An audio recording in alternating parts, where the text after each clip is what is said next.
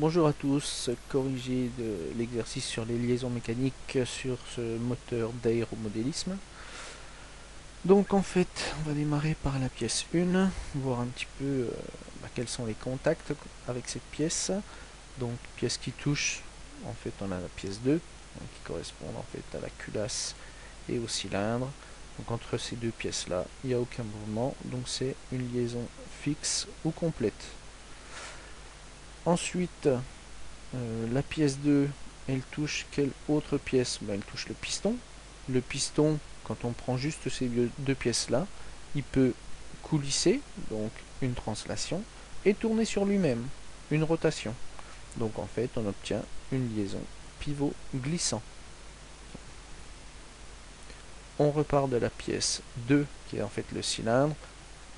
En fait, elle est reliée à tout le carter, et le carter vient ici autour de la pièce 5 qui est le vilebrequin. Le vilebrequin, lui, qui va juste tourner ici sur son propre axe. C'est donc une liaison pivot puisqu'il n'y a qu'une rotation. Ensuite, on a le piston.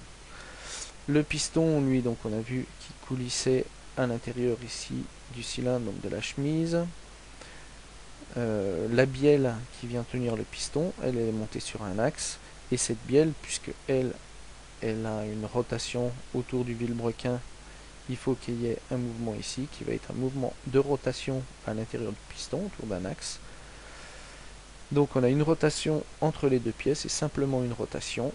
Donc en fait entre 3 et 4 on a une liaison pivot.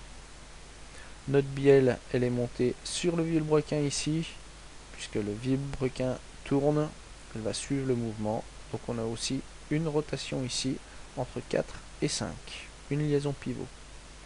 Il nous reste alors entre 5, le vilebrequin et l'hélice. Qu'est-ce qu'on a comme mouvement? En fait, l'hélice suit le vilebrequin. Donc en fait, il n'y a pas de mouvement de l'une par rapport à l'autre. Donc on obtient ici entre 5 et 6 une liaison complète ou liaison fixe. Voilà.